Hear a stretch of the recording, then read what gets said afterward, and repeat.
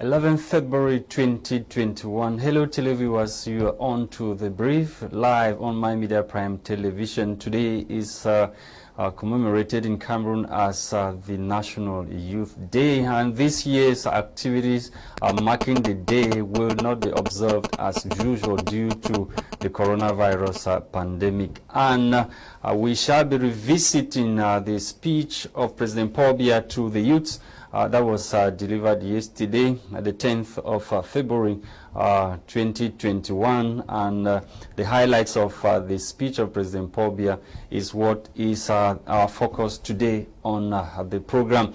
Notwithstanding, newspapers are on break today, and we have just a lone newspaper. We are talking about municipal updates, which took interest in the speech of President Paul Biya, notwithstanding the press release signed by the Minister of State, Minister of Higher Education, Professor Jacques Famindongo, that is distancing himself from the various press releases that have been circulating on social media talking about the recruitment of PhD holders into the higher education corps in the country. Thank you so much for being with us this morning. Audrey Zatsa of our French desk is around to read or to analyze the president's speech with us this morning. Bonjour, Audrey. Good morning, Lasha. How are you today? It's Youth Day, and everybody is feeling the Effectivement, Lasha Kingsley, bonne fête de la jeunesse à tous et à toutes.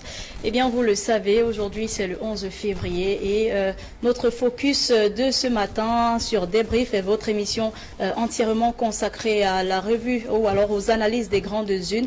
Eh bien, aujourd'hui, donc, on va se focaliser sur le message du chef de l'État. Vous le savez, son Excellence Paul Biya a adressé hier son traditionnel message à la jeunesse camerounaise, ceci en vue de la célébration de la 55e édition de cette fête de la jeunesse qui se tient aujourd'hui. Et donc, dans son message, le chef de l'État estime que la jeunesse camerounaise doit œuvrer à la consolidation de la paix et de l'unité nationale. Il a donc invité les jeunes à s'engager, à s'impliquer davantage dans la construction du pays, non sans émettre quelques critiques à l'endroit de la catégorie qu'il qualifie d'anti-modèle. Exhorter également les jeunes compatriotes à s'éloigner de ceux qui ne contribuent pas à la construction d'un Cameroun prospère et exemplaire, que nous souhaitons tous là également appeler à la diaspora camerounaise d'aller, n'est-ce pas, et faire de grandes choses afin de revenir au Cameroun pour, n'est-ce pas, développer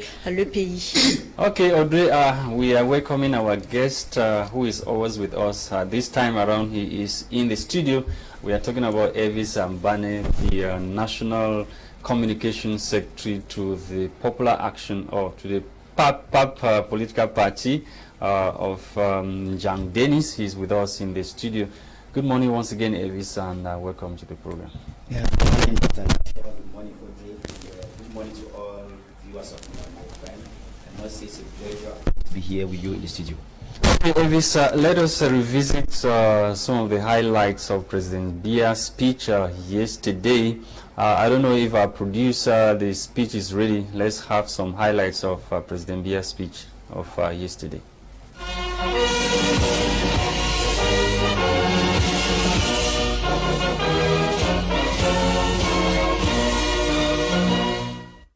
Mes chers jeunes compatriotes, My dear young compatriots, la célébration de la fête de la jeunesse the Youth Day celebration this year vient peu après is taking place shortly after the successful organization of the 6th edition of the Total African Nations Championship, CHAN 2020, which our country had the privilege of hosting from the 16th of January to the 7th of February 2021.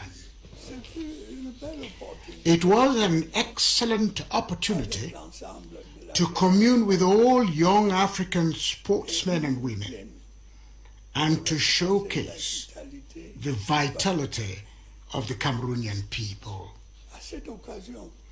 On that occasion, Cameroon which is renowned for its legendary hospitality, was up to the task, thanks notably to the massive mobilization of its dynamic, talented, and enthusiastic youth. By hosting the Total Sham 2020, our country was able to offer other young people from Africa and the world a wonderful sports and cultural festival, as well as a pleasant moment of entertainment within a rather challenging health context. As we can see, compliance with the preventive measures prescribed by the government and with other measures requested by the organizers of the tournament helped to ensure the smooth organization in Cameroon, a country of fraternity and peace, of the first international competition in a world that is grappling with the coronavirus. Thank you so much, Tebong Christain, for the speech of President Paul Biya. Elvis, President Paul Biya, in his speech, as you rightly listened to, he said he lauded the efforts of or the successful organization of the Shan 2020 in Cameroon, and he also talked about the dynamism of youth and those who organize the competition. Let us start with that. What do you have to make of that portion of the speech? Okay, yeah, I will first of all start by telling you that I agree with him when he talks about the dynamism of the Cameroonian youth as far as the tournament itself was concerned, the organization from the beginning to the final ceremony itself. But then the fact that Mr. Biya took more than half of his 30-minute speech to pride himself and his governor of the organization of the championship, I want why do I say there is a problem? There is a problem because he's priding himself of a tournament that Cameroon hosted, but it seems he has forgotten that the Indomitable Lions, the junior lions, came out of that competition with their tails between their legs. Because of course there is no, he did mention in his speech calling for those who are managing football in the country to, to bury their grievances and take the country forward. When he's calling on them to bury the grievances, but we should not forget that it is 10 years that the football in this country is not going anywhere. We have had 3 normalization commissions and we are eyeing the 4th one. And we should understand that Mr. Biya is even part of the problem that football is facing in this country, because we are in a situation where when those who are concerned, they elect the people who are supposed to manage the affairs of the commission, he comes in with his regime and they appoint other people who go and they bring in disorder into the whole situation. So when he's calling on people to agree and see how they can solve the problem, he himself should go back and solve the problem, because like I say, he's at the origin of that problem, or at least he is part of the problem the football is facing in this country. And I was just saying that he did acknowledge the problems that we are facing, and he said he called on young people, which you are one of them.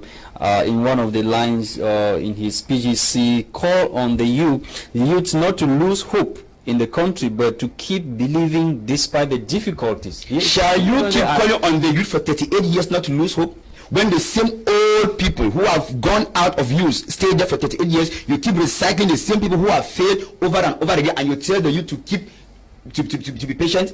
I have said one thing. I agree with him when he said in his speech that the Cameroonians are resilient, they are talented, they are enthusiastic. It's true, it's correct. But the point is that for 38 years as head of state, he has not valorized those talents, the potential that the Cameroonians have. He openly declared now that he will support youths who want to venture into politics, that he's ready now. Yes. And of course, we remember that when we were talking about the twin election, the regional elections, they said that it was an opportunity for the youth to come in. Now go back to all the regional bureaus that have been set in place and tell me how many youths are there. We see people who were retired as government delegates and then brought back as regional presidents. People who can barely walk by themselves. Is that how, are those the youth that he's referring to in this country? I am saying here that Cameroonian youth can only trust Mr. Biapa in what he says at their own detriment. Or what I can. But are we the youths ready to take over? Mr. Lasha, I don't think I will be surprised. How many of you young people went in for the elections? Or no, when we talk about how many of us,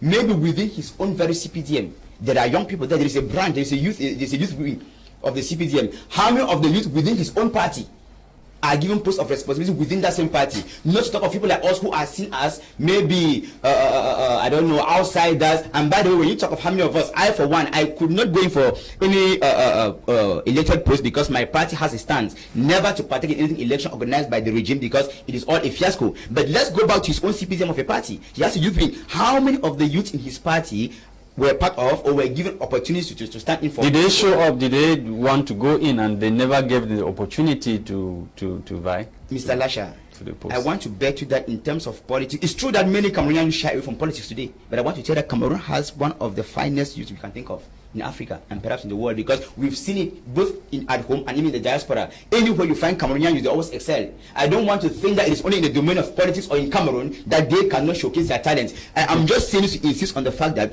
the problem is that Mr. Biya and his regime, they keep playing with words year in, year out. Each time it's a new mandate, they come with slogans. When it's a day like the Youth Week, like they are talking of it now, they come with slogans to keep hypnotizing Cameroonians and making them believe that their time is coming. But of course, we know that time will never come because, like I've said, would they live forever? Would they live forever? Here, Mr. Lasha, Mr. Biya will not live forever, and other top CBDM officials will not live forever. I always say that the problem is not even Mr. Biya again as a person. The problem is the system that he has put in place.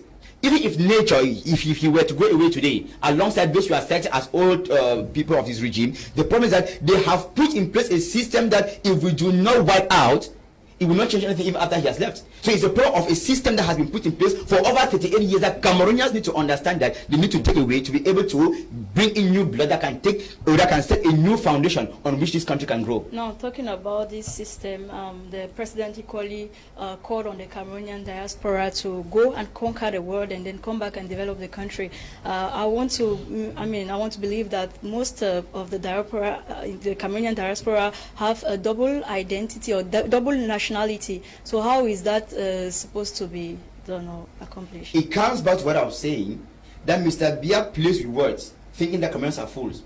You yourself know that for decades now, Cameroonians in the diaspora have been combating with the government that they should give them that possibility with their double nationality to come back into the country and invest. But before I get to that, I want to let you understand that he cited 3 Cameroonian youths yesterday.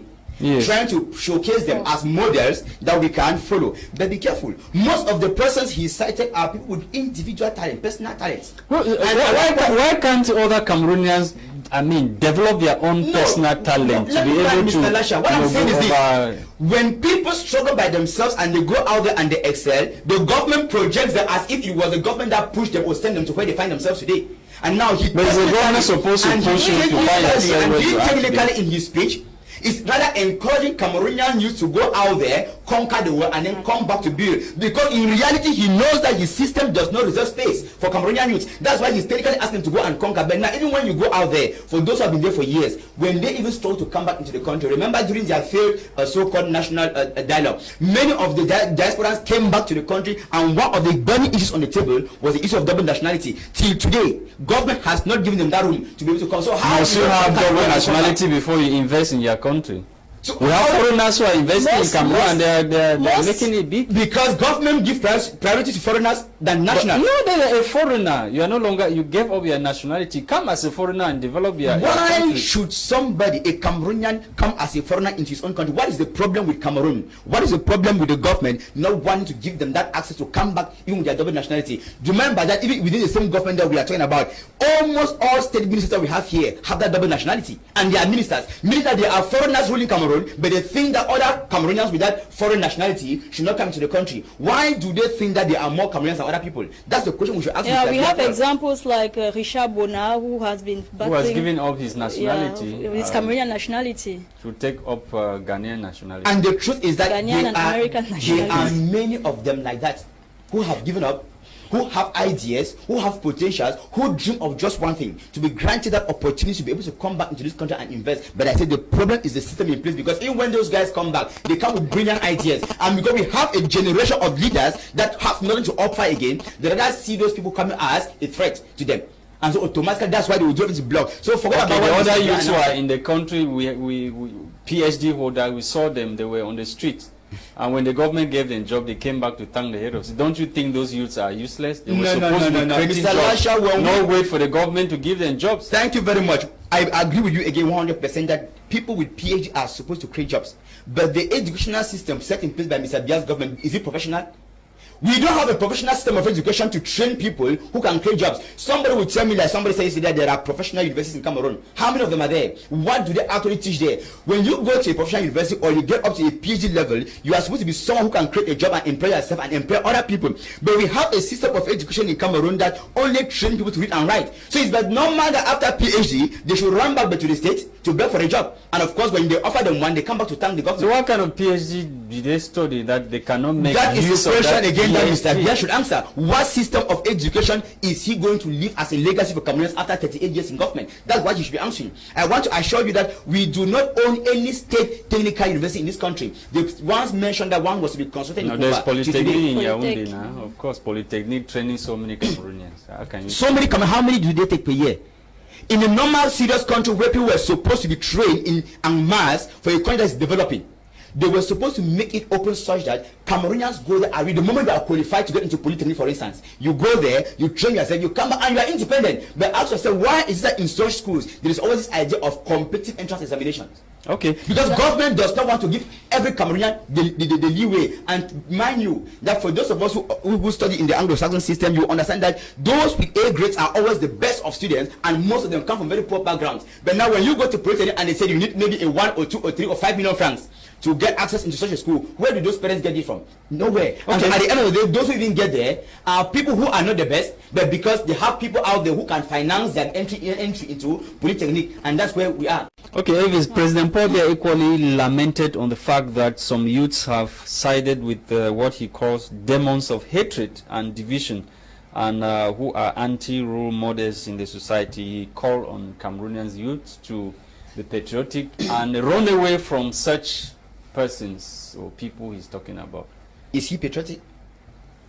Of course. Because in the same speech he will tell us that the government has finalized the democratic process with the recent regional election and whatnot. Ask yourself why Mr. Biya today claims that he has implemented the Constitution of 1996 without implementing Article 66.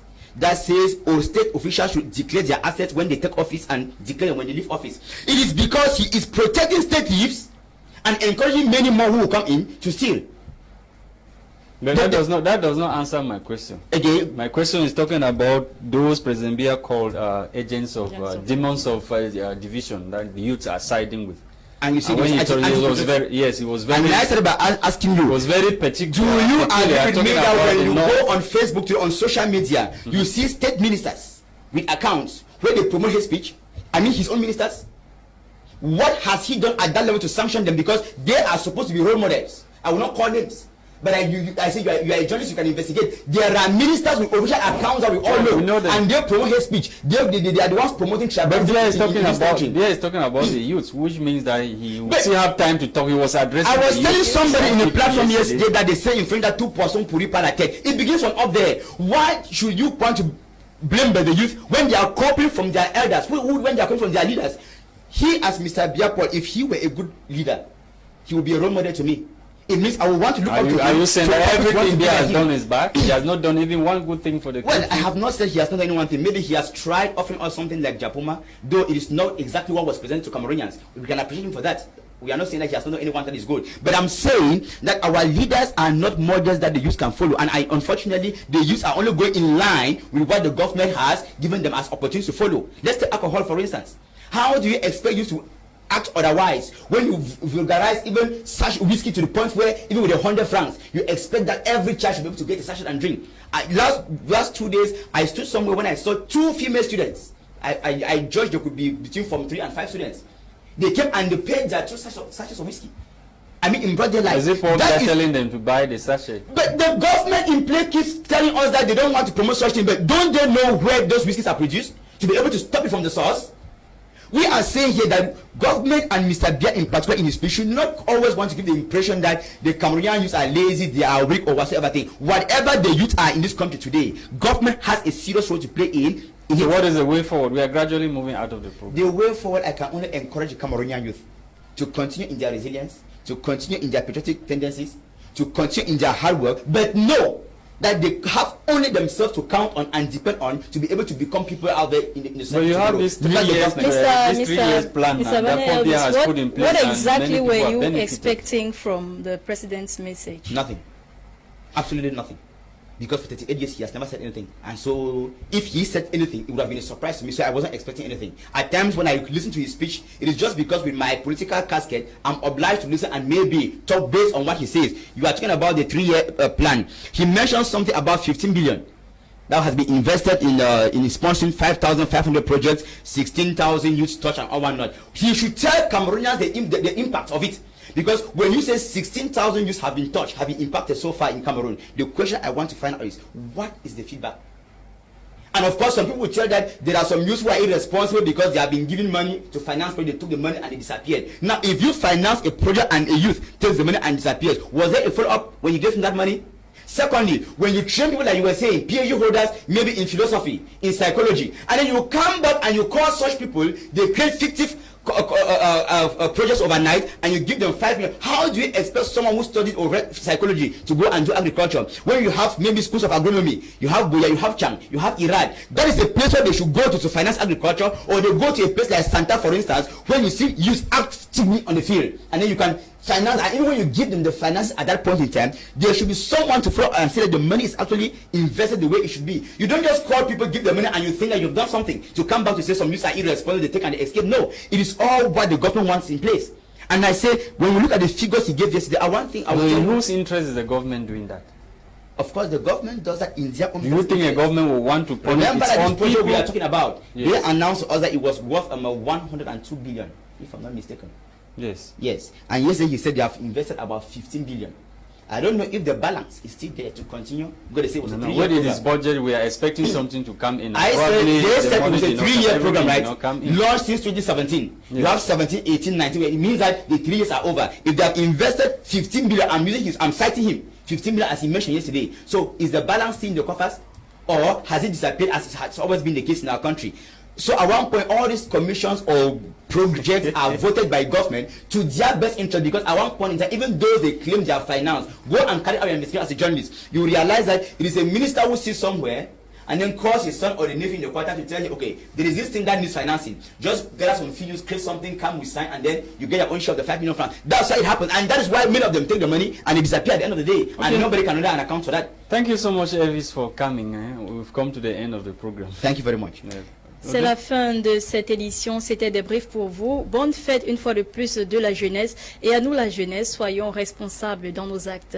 À demain.